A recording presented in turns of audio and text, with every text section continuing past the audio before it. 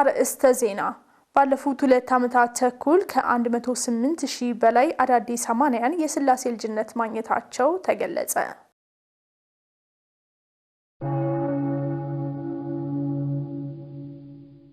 ማህበረ ቅዱሳን ለቅድስት ቤተክርስቲያን እድገት እየሰራ መሆኑን እኛ ምስክሮች ነን ሲሉ የቅዱስ ሲኖዶስ ምክትል ጸሐፊ ተናገሩ።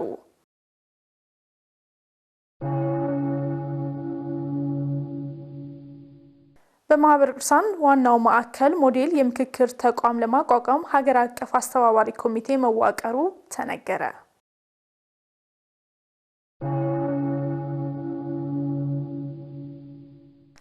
ሰላም እግዚአብሔር ቤተሰቦች ከማህበረ ቅዱሳን ቴሌቪዥን የዕለቱን አብይ ዜና ይዘንላችሁ ቀርበናል። ከዜናዎቹ ጋር አብራችሁ ቆይታ ማድረገው ኤልሳቤት ቤተነኝ። ከዜናዎቹ ጋር አብራችሁን ትሆኑ ዘንድ በአክብሮት ጋበዝን። ባለፉት 2 ዓመታት ተኩል ከ108,000 በላይ አዳዲስ አማንያን የሥላሴ ልጅነት ማግኘታቸው ተገለጸ። መረጃውን ያገኘነው ትናንት በጀመረው የማህበረ ቅዱሳን የ2018 ዓ.ም የመጀመሪያው መንፈቃ ዓመት የሥራ አመራር ጠቅላላ ጉባኤ ላይ ነው። ተመስገን ፈቃዱ ጠቅላላ ጉባኤውን ተከታትሏል። በተከታይነት ይዞልን ይቀርባል። ማህበረ ቅዱሳን የ2018 ዓ.ም የመጀመሪያ መንፈቃ ዓመት የሥራ አመራር ጠቅላላ ጉባኤ ትናንት መጋቢት 19 ቀን 2018 ዓ.ም መጀመሩ ይታወቃል። በዚህም የማህበሩ ስልታዊ ዕቅድ አፈጻጸም ሪፖርት በማህበረ ቅዱሳን ዋና ስራ አስፈጻሚ መምህር ዋሲሁን በላይ የቀረበ ሲሆን ስብከተ ወንጌልና ሐዋርያዊ አገልግሎት ካከናወናቸው አገልግሎቶች መካከል ባለፉት 2 ዓመታት ተኩል 108,751 አዳዲስ አማንያን መጠመቃቸውን ገልጸዋል። በዚህ 2 ዓመት ተኩል ውስጥ 108,751 አዳዲስ አማንያን ተጠምቀው ወደ ቤተ ክርስቲያን ተቀላቅለዋል። እቅዳችን 186,950 ማጥመቅ ነበር። የተጠመቁት 108,751 ነው በ2 ዓመት ተኩሉ። ለዚህ እንግዲህ ለማጥመቅ እጅግ ብዙ ጉባኤያት ይደረጋሉ፣ ትምህርቶች ይሰጣሉ፣ ከተማሩ በኋላ ይጠመቃሉ። ለተጠመቁት አብያተ ክርስቲያናት ይሰራሉ። በዚህ 2 ዓመት ተኩል 17 አብያተ ክርስቲያናት ለነሱ ተሰርቷል። 17 አብያተ ክርስቲያናት ማህበረ ቅዱሳን ቤተክርስቲያንን የተዘጉ ቤተክርስቲያንን የመክፈት አብያተ ክርስቲያናት የሚያስፈልጋቸውን የማሟላት ገዳማትን አድባራትን የማገዝ ነበረ ትልቁ ድርሻው አድርጎ ሲሰራ ነበር። አሁን አዳዲስ አማንያን ግን በጣም ብዙ ዲማንዳቸው መካከል አብያተ ክርስቲያናት ያስፈልጓቸዋል። እነዚህ ተሰርተዋል። ይሄ የውጭ ሀገር ዜጎችንም ኬንያውያንንም ሌሎችንም ያካትታል ማለት ነው። በየማዕከላቱ በተዘጋጁ መምህራን እንዲሁም ባህላዊ መምህርና በሌሎች የጠፉትን በመመለስ ረገድ ከ14300 በላይ የተመለሱ መሆናቸውም ተጠቁሟል። የጠፉትን መመለስ ነው። ወደ 14372 የሚደርሱ የጠፉት ከተለያዩ ቦታዎች መልሰናል። ወደ ፕሮቴስታንትም ወደ ሌላም የሄዱትን ተመልሰዋል። እቅዳችን 16600 አካባቢ ነበረ። በዚህ 14372 ከጠፉት ተመልሰዋል። ይህን በቀጥታ በምናደርገው ሃሎ መምህር በተለያዩ ማዕከላት በተዘጋጁ መምህራን እነዚህ ሁሉ በተደረገው እነዚህ ተመልሰዋል። በተለይም በከፍተኛ ትምህርት ተቋማት ውስጥ ያሉ የግቢ ጉባኤ ተማሪዎችን የአብነት ትምህርት በማስተማር ከ850 በላይ ደቀ መዛሙርት ክህነት መቀበላቸውም ተገልጿል። አብነት ትምህርት 850 ደቀ መዛሙርት ተምረው ክህነት ተቀብለዋል። ይሄ ትልቅ ቁጥር ነበር ያዝነው፣ 2550 ነበር ያዝነው። ላለፉት 3 ዓመታት ግን አጠቃላይ የከፍተኛ ትምህርት ተቋም ተማሪዎች ማዕከላት ሪፖርት እንዳደረጋችሁ ያላቸው ጊዜ የትምህርቱ ሂደት አጠቃላይ የተማሪ ቁጥር እነሱን ታይቶ እንደገናም ደግሞ በትክክል እኛም አቅጣጫ በሰጠንበት ሙሉ በሙሉ ለዛ ማዕረግ የሚያበቃውን ትምህርት በአግባቡ እንዲማሩ ረጅም ጊዜ ሰጠው እንዲማሩ በተደረገው መሰረት 857 የሚደርሱ የግቢ ጉባኤ ተማሪዎች ድቁናን ተቀብለዋል። ማህበረ ቅዱሳን ለቅድስት ቤተክርስቲያን እድገት እየሰራ መሆኑን እኛ ምስክሮች ነን ሲሉ የቅዱስ ሲኖዶስ ምክትል ጸሐፊ ተናገሩ።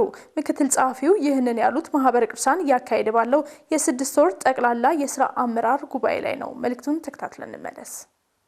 ለቤተክርስቲያን አንድነት ለቤተክርስቲያን ልማትና እድገት የሚረዱ ወቅታዊ ስራዎችን እየሰራ እንደሆነ ምስክሮች ነን። እኛ ዝም ብንል እንኳን ባንናገርም አፍ ወጥተው የሚናገሩ ስራዎች ናቸው ማለት ነውና ስለዚህ ማርክሳን ባይናገር ስራዎቹ ግን ሁሌ የሚናገሩ ሁሌ የሚታዩ ሁሌ በሰው ልብና በአባቶች ልብ ውስጥ ያሉ መሆኑን በእውነት እንናገራለን። ነገር ግን ከማርክሳን እንደ በጣም የሚጠበቁ ነገሮች በጣም የበለጠ በቀጣዩ የ6 ወር ወይም የቀጣዩ የጊዜያት በጣም በትኩረት አድርጋችሁ ብትሰሩባቸው ለቤተክርስቲያን እድገት ለሀገር ልማት ደግሞም ለምእመናን አንድነት በጣም የሚጠቅሙ ነገሮች ናቸው ብዬ ማስባቸው አንደኛ እንደው ከመጨረሻ ከሚዲያው ጋር ከኢትዮጵያ ቤተክርስቲያን ካሉ ሚዲያዎች ጋር እንደው በጋራ መስራት የምትችሉበት ነገር በጣም ባህል መሆን ያለበት ማለት ነውና እንዲህ ያሉት ነገሮች በጣም በጋራ አንዱ አንዱን የሚደግፍበት አንዱ አንዱን የሚያበረታታበት የሚተራረርበት እሱ አይነት በዛ ላይ በጋራ የምትሰሩበት ነገሮች የበለጠ ቢሆን ማለት ነው። የለም አይደለም ምልክቶች አሉ። ነገር ግን የበለጠ ማደግ አለባቸው። ጊዜው ወቅቱ ዘመኑ የሚፈልገው ነገር ስለሆነ ይሄ ነው። ሌላው ተሞክሯችሁ ግን ያለ ስስት ማለት ነው ደስ እያላችሁ በአግባቡ በደንብ ለቤተክርስቲያኒቱ እድገት ለልማት ከታች ከወረዳ ቤተ ክህነት ከሰበካ ጉባኤም ከሀገረ ስብከቱም ኢቨን ከመንበረ ፓትርያርክ እንዲያ ያለው በጣም ጠቃሚ ለቤተክርስቲያን እድገት ልማት የሚሆነውን እንደዚህ በጎ አሰራሮችን በጣም የማካፈል እንዲህ አይነቱ ነገር ማደግ ነው ያለበት። አንዳንድ ጊዜ ስትጠየቁ ብቻም ሳይሆን ገፍቶ መሄድ ለቤተክርስቲያኑ እድገት በሚያስፈልግ መልኩ በተጠና መልኩ ማገዝ መደገፍ ያስፈልጋል። ለምን ቤተክርስቲያኒቱ በመደበኛ አገልጋዮቹ ብቻ ይህንን ወቅት ማለፍ መሻገር የሚቻልበት ሁኔታ አይደለም። ትልቅ ቤተክርስቲያን ነች። ትልቅ ቤተክርስቲያን ነች ቤተክርስቲያናችን እና ከዚህ የተነሳ የዚህ ድጋፍ በጣም ተገቢ ነውና በዚህ ላይ መትጋት ነው የሚያስፈልገው። የአብነት ትምህርት ኒቆዲሞሳዊ ሕይወትን የሚጠይቅ ነው ሲሉ የአቋቋም የቅኔና የሐዲሳት መምህር ልዑል ቢራራ ገለጹ። የአብነት ተማሪዎች በበኩላቸው ለነገ ስኬታቸው የኒቆዲሞስን መንገድ እንደሚከተሉ ተናግረዋል። ዲያቆን ኤርሚያስ ደባሱ ከግቢ ጉባኤ የቅኔና የአቋቋም ተማሪዎች ጋር ያደረገውን ቆይታ ተከታትለን እንመለስ። ኒቆዲሞስ ባህታዊ ሆህተ አይሁድ እለበዙ ወእለነዋ ፈድፈዱ አጽሆ በመንፈቀ ሌሊት ጸለየ።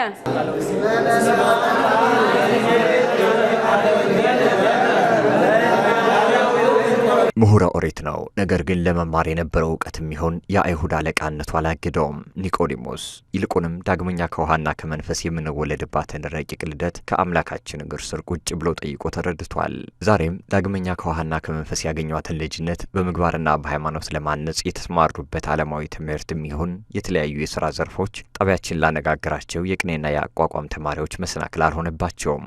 በቀን ትምህርታችን ያኛው ነው የሬጉላር ክላስ እየወሰድን ባለን በሌላ ጊዜ ደግሞ የአብነቱን ትምህርት ለመከታተል እየሞከርን ያለነው።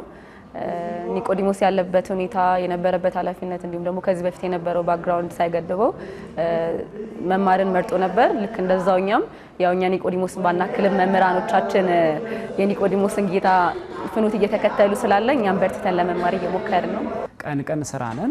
ነገር ግን በጠዋት መተን 11 ሰዓት እዚህ መተን እስከ 1 ሰዓት ተኩል እስከ ስራ መግቢያ ሰዓት ድረስ እንማራለን ማለት ነው። 7 ዓመትም 5 ዓመትም ድረስ ይፈጃል የቅኔውም ያቋቋሙም ትምህርት በደንብ ኦንላይን ደግሞ ማታ ይሄንን እየከለስን ከስራችን ጋር እያጣጣምን እንማራለን ማለት ነው። ስለዚህ ስራችንንም ሳይነካብን ትምህርታችንም ሳይጎልብን ሁለቱንም እንደ ኒቆዲሞስ ጊዜያችንን በአግባቡ ተጠቅመን እየተማረን እንገኛለን።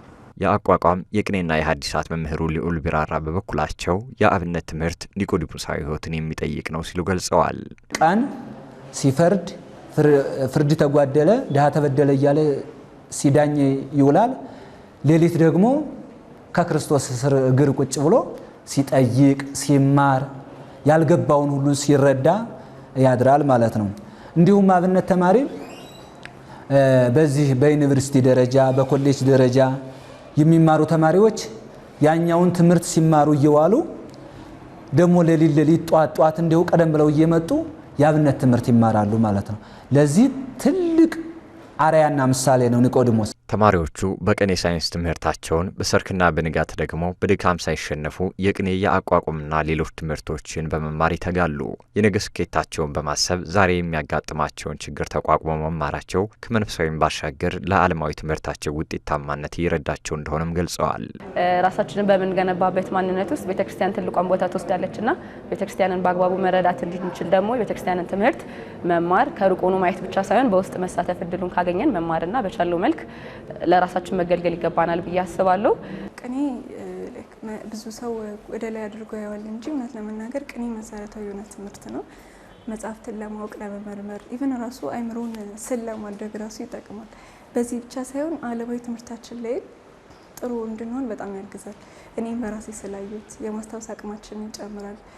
አይምሮችንን ፎከስ የማድረግ የመሰብሰብ አቅማችን ብዙ ክሪቲካሊ ማሰብ ዲፕሊ የማሰብ አቅማችንን ይጨምራልና ስለዚህ ለመንፈሳዊ ብቻ ሳይሆን ለዓለማዊም ቅኔ መሰረታዊ የሆነ ነገር ነውና ያንን እያሰብን የቤተክርስቲያንንም ጣዕም ለማወቅ መጽሐፍቶቻችንን ለማወቅ የሚባለውንም ነገር ለመስማት በቤተክርስቲያን ሄደን ባይተዋር እንዳንሆን እንግዲህ ቅኔ ተማሩላል። የመዝገበ አእምሮ ቅጽ 1 ፕሮጀክት ተጠናክሮ እንደሚቀጥል በማህበረ ቅዱሳን የአቅም ማጎልበቻ ጥናትና ምርምር ተቋም ገለጸ። ፕሮጀክቱ ሌሎች ቅድስት ቤተክርስቲያን በአግባቡ እንዲያቋትና ሀብቶቿን ሰንዶ ለቀጣዩ ትውልድ ለማስተላለፍ ሚናው ከፍተኛ ነው ተብሏል። ሀብቴ ብርሃኑ የኢትዮጵያ ኦርቶዶክስ ተዋሕዶ ቤተክርስቲያን ተነግሮ የማያልቀውን የሊቃውንትን ጥበብ የታሪካዊ ገዳማት ስራ በብራና ላይ ጽሁፎች ሰንዳና አደራጅታ ለቀሪው ዓለም ለማሳየቷ የሚታወቅ ነው። እነዚህና መሰል ችግሮችን በመቅረፍ ከጥንት ጀምሮ እስካሁን ያሉ መንፈሳዊና ቁሳዊ ሀብቶችን ሰንዶ ለማስቀመጥ ተቋሙ ኮሚቴ አዋቅሮ የመዝገበ አእምሮ ፕሮጀክት እየሰራ ይገኛል። ይህ ፕሮጀክት የቤተክርስቲያንን እውቀትን በአንድ ጥራዝ አደራጅቶ ለምዕመናን ለማቅረብ ዓላማው አድርጎ እየተከናወነ መሆኑን ረዳት ፕሮፌሰር መስፍን መለሰ ተናግረዋል። የተበታተነ የቤተክርስቲያኗን ሀብት አስተምሯን ታሪኳንም በሚመለከት በአንድ መድበል አዘጋጅቶ ለተጠቃሚው ለምዕመናን ማቅረብ ነው።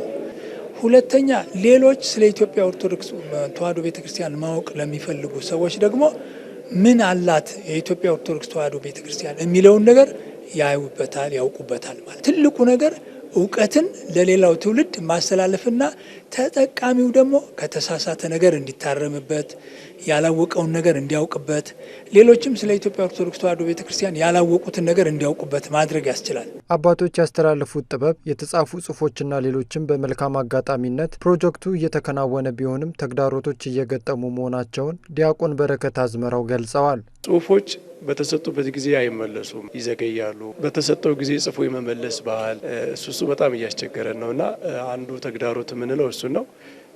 ሁለተኛ ኢንሳይክሎፔዲያ ትልቅ ፕሮጀክት ነው፣ ብዙ ሰዎችን የሚጠይቅ ነውና እሱን ኦርጋናይዝ የማድረግ የማስተባበር ወደ ውጤት የማምጣት እንትን ነው፣ ቀላል ስራ አይደለም እና ያው እየሰራን ነው፣ እየደከምን ነው፣ ግን ብዙ ስራ ይጠበቅብናል። እሱ እንደ አንድ ተግዳሮት ነው።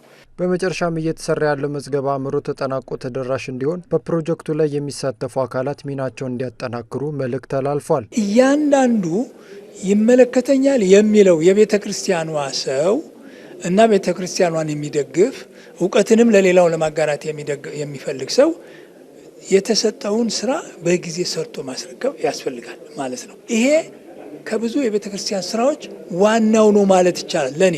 ስለዚህ መደገፍ በገንዘብ በጣም አስፈላጊ ነውና የቤተ ክርስቲያኗ ሊቃውንት፣ የቤተ ክርስቲያኗ አባቶች፣ የቤተ ክርስቲያኗ ምዕመናን ሁሉም የሚችሉትን ድጋፍ ማድረግ አለባቸው። ሁሉም ያው ባለድርሻ ነው። የቤተ ክርስቲያን ሊቃውንት ባለድርሻ ናቸው። ይጽፋሉ፣ ያርማሉ፣ ግብረ መልስ ይሰጣሉ። ይሄ የነሱ ስራ ነው እና ከነሱ የሚጠበቀው በተሰጣቸው ጊዜ ትልቅ ትኩረት ሰጥተውት በጊዜ ጽሁፉን ቢመልሱልን። ከምዕመናን የሚጠበቀው ደግሞ መረጃውን ሲደርሳቸው ለሌሎች ሰዎችን በማድረስ ይህ አይነት ስራ እየተሰራ እንደሆነ መረጃ በማድረስ ማገዝ አለባቸው። ጌታችን መድኃኒታችን ኢየሱስ ክርስቶስ በዘመነ ስጋዩ በምድር በተመላለሰበት ጊዜ አብዛኛው የክርስቶስን መሲህነት ቢጠራጠሩና ባይቀበሉም በፍጹም እምነት እስከ መጨረሻው የተከተሉም ነበሩ። ለዚህም ትልቅ ማሳያ ከፈሪሳውያን ወገን የሆነው የአይሁድ አለቃ ኒቆዲሞስ ነው። ቅድስት ቤተክርስቲያን ይህንን ታላቅ ሰው ለማዘከር የአብይ ጾም 7ኛ እሁድ በስሙ ሰይማ ታከብራለች። ከኒቆዲሞስ ምን ልንማር ይገባል ሲል ባልደረባችን ተመስገን ፈቃዱ ይጠይቃል። የሰው ልጅ በምድር ላይ ሲኖር የሚፈልጋቸው ሀብትም ሆነ ስልጣን ያለው ሁሉም የተሟላለት የአይሁድ መምህር ሆኖ በሌሊት በክርስቶስ እግር ስር ቁጭ ብሎ የተማረ ነው ኒቆዲሞስ። ይህም ክርስቶስን ከሁሉ ነገር ማስቀደምን ያስተምረናል ይላሉ መጋቤ ብስራት ዶክተር ሐዲስ ኪዳን ተሰማ። የሀብት ጥግ ይኑረን በምድር ላይ የትኛውም ስልጣን ይኑረን በምድር ላይ የሚበልጠው ያ አይደለም። ያለን ሀብት፣ ስልጣን፣ ዕውቀት ለመንግስተ ሰማያት መግቢያ አረቦን ሊሆን አይችልም፣ መያዣ ሊሆን አይችልም። ይልቁንም መዳን የሚገኘው ወደ ክርስቶስ በመቅረብ ነው። ቅዱስ ዳዊት እንደነገረን ቅረቡ ሀቤሁ ወያበር ለክሙ አይደል ያለን፣ ወደ እሱ ቅረቡ እሱም ያበራላችኋል። ኒቆዲሞስ እኮ መምህር ነው፣ ገንዘብ አለው፣ ስልጣን አለው፣ ግን አንድ የጨለመ ህይወት አለው። ያ እንዲበራለት ወደ ክርስቶስ ሄደ፣ በራለት ማለት ነውና ተገለጠለት፣ አወቀ። ስለዚህ አሁንም በዘመናችን ያለን ባለሀብቶች ፕሊስ፣ ባለስልጣናት፣ ዕውቀት ያለን ሰዎች ፕሊስ፣ ለስልጣናችን፣ ለገንዘባችን፣ ለዕውቀታችን ጊዜ አለን፣ ለእግዚአብሔር ግን ጊዜ የለንም። በጣም የጸሎት ጊዜ የለንም። እግዚአብሔርን የማመስገኛ ጊዜ የለንም። ቀን በስራ እንባክናለን፣ ሌሊት ተነስተን ወደ ስራ ነው የምንሄደው። ኒቆዲሞስ የሚያስተምረን ለዘመኑ እንደ ኒቆዲሞስ ያሉ 3፣ 4፣ 5 ጸጋ የተሰጣቸው ሰዎች የሚያድናቸው ሀብታቸው፣ ስልጣናቸው፣ ዕውቀታቸው ሳይሆን ክርስቶስና ቃሉ በሱ ማመናቸው እንደሆነ ትልቅ ትምህርት ያስተላልፍልናል። በመማሩም የበረከት ባለቤት ለመሆን በቅቷል ሲሉም አክለዋል። ዕውቀት አግኝቷል። ከዛ ሲቀጥል እውነትን ተረድቷል፣ መዳን ሆኖለታል። ከዛስ በረከትን አግኝቷል። ምን አይነት በረከት? አንደኛ ጌታን ማየትና ከእርሱ ጋር የመነጋገር በረከት።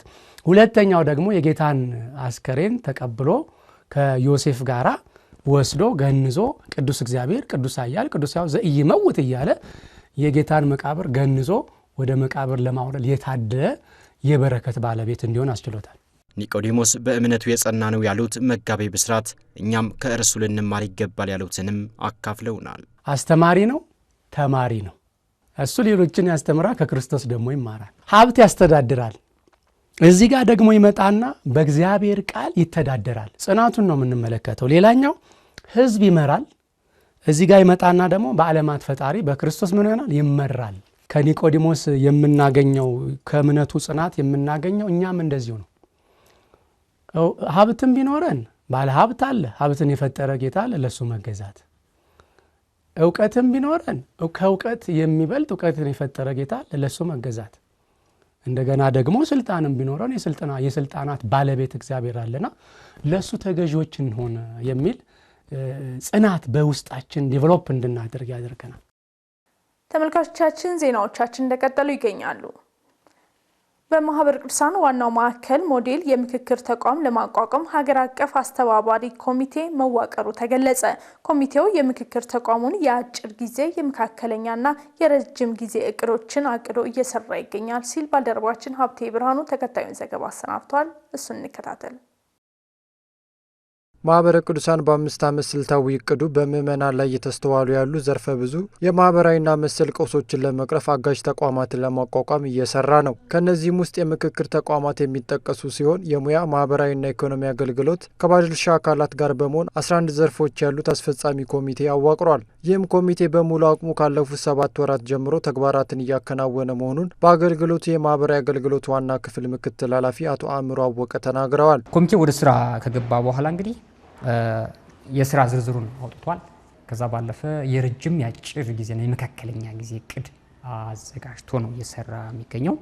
እንዳልኩ በተለይ እዚህ ጋር ሰነድ ማዘጋጀት ላይ ነው ፎከስ የተደረገው። አሁን ያው መጀመሪያ መሰረት የተጣለ ስለሆነ እዚህ ጋር ትኩረት ተሰጥቶ እየተሰራ ያለው። ከዛ አለፍ ሲል ግንዛቤ ማስጨበጫ ስራዎች እየተሰሩ ነው። ዩዳቢሲናን በቅርብ አካሄደናል ባለድርሻ አካላትን ጠርተን።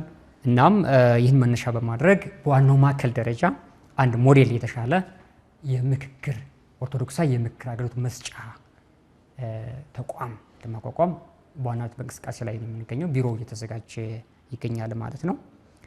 ሌሎችም ተግባራት እንዲጎለወን እየሄዱ ነው የሚገኙት። ለረጅም ጊዜ እቅዶች መተግበር መሰረት የሚጥሉ በአሁኑ ሰዓት እየተከናወኑ ያሉት ተግባራት በጥሩ ደረጃ ላይ ይገኛሉ ብለዋል ምክትል ኃላፊው።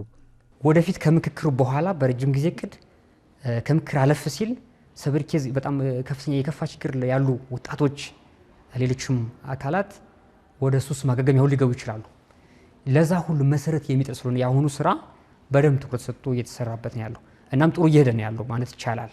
ዋናው ደግሞ ግንዛቤ ማስጨበጡ ማሳወቅ ጉዳዩን ማስረጽ በመና ዘንድ ምን ያክል አስከፊ ነው የሚለው በተለያየ በሚዲያም መድረኮችንም በመፍጠር በተደራጁ ኮሚቴዎችም በስልጠና መልኩ በተለያዩ ማዕከላት ስንንቀሳቀስ የስልጠናው አንድ አካል ሆኖ ነው የሚሰጠው።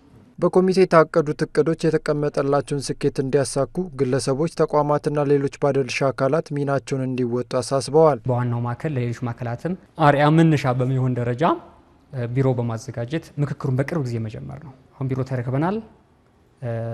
የፊኒሺንግ ቁሳቁስ ግዢ እየተፈጸመ ያለው በቅርብ በአንድ ወር ውስጥ እየተጠናቆ ተግባር ይገባል። ይህን አገልግሎት ለመስጠት ደግሞ ባለሙያዎችንም ማደራጀት ግንዛቤ ማስጨበጥ ይፈልጋል። የአንዱ ወሳኝ ጉዳይ ነው። ስለዚህ በቅርብ እኒህን በየዘርፉ የተለዩ ባለሙያዎች መምህራንና አባቶችንም ጠርተን ኦሪንቴሽን ስልጠና እንሰጣለን በበጎ ፈቃድ እንዲያገለግሉ።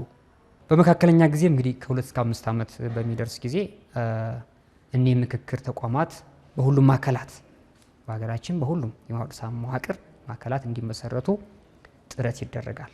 ከዚህ አለፍ ሲል ማውቀሳ እንደማሳያ በራሱ መዋቅር ይህንን ተቋም ይመስርተው እንጂ ሌሎችም የቤተ ክርስቲያን መዋቅር አካላት እንዲያቋቁሙት ይፈልጋል። ከዛ ውጭ ከ6 ዓመት እስከ 10 ዓመት በረጅም ጊዜ እቅድ ከሱስ ማገገሚያ ማዕከል በ11 ከተሞች በሚቻል አቅም ይቋቋማል ተብሎ ይታሰባል። በመካከለኛ ጊዜ ግን እንደ እግዚአብሔር ፈቃድ በማውቀሳ ማገገሚያ ማዕከሉ ሊጀምር ይችላል። ከ2 ዓመት ከ3 ዓመት በኋላ እንቅስቃሴ ይጀምራል። ይህ ዕለት ጌታችን መድኃኒታችን ኢየሱስ ክርስቶስ ቅዱስ አልዓዛርን ከሞት ያስነሳበት ነው። ይህን የተመለከተ አጭር ታሪክ ወደ እናንተ ይቀርባል። እሱን ተከታትለን ተመልሰን እንገናኝ። በዚህች ቀን ጌታችንና መድኃኒታችን ኢየሱስ ክርስቶስን ሽቱ የቀባቸው የማርታና የማርያ ወንድም ጌታችንና መድኃኒታችን ኢየሱስ ክርስቶስ የሚወደው አልዓዛርን በ4ኛ ቀኑ ከመቃብር ያስነሳበት ዕለት ነው። ጌታችንና መድኃኒታችን ኢየሱስ ክርስቶስ አልዓዛር ባረፈ በ4ኛው ቀን ወደ ቢታንያ ደረሰ። በዚያም ማርታ በእንባ ተቀበለችው። ጌታችንም ስታለቅስ ባያት ጊዜ አብሮ አለቀሰም። አዳም ወዴት ነህ ያለ የአዳም ፈጣሪ አልዓዛርን ወዴት ቀበራችሁት አለም። ከዚያም በባህሪ ስልጣኑ አልዓዛር ብሎ ተጣራ፣ ይነሳ ዘንድም አዘዘው። አልዓዛርም ተነሳ። ይህም ተአምር በአይሁድ ዘንድ ግርምት ሆነም፣ ለጌታም የሞት ምክንያት። ቅዱስ አልዓዛር ጌታችንን ካስነሳው በኋላ በበዓለ ሃምሳ መንፈስ ቅዱስን ተቀብሎ ለ40 ዓመታት ወንጌልን አስተምሮ በቆጵሮስ ውስጥ አርፏል። የመድኃኔ ዓለም ቸርነቱ የአልዓዛር ምልጃና ጸሎቱ አይለየን። ተመልካቾቻችን ለዕለቱ ያዝነው አብይ ዜና እየተከታተላችሁትን ይመስል ነበር። ከዜናዎቹ ጋር አብራችሁ ቆይታ ያደረኩትኝ ኤልሳቤት ቤተ ነበርኩኝ። ለነበረን የአብሮነት ቆይታ ከልብ በማመስገን ቀሪ መርሃ ግብሮች ወደ እናንተ መልሳቸውን ይቀጥላሉ። ይቆየን።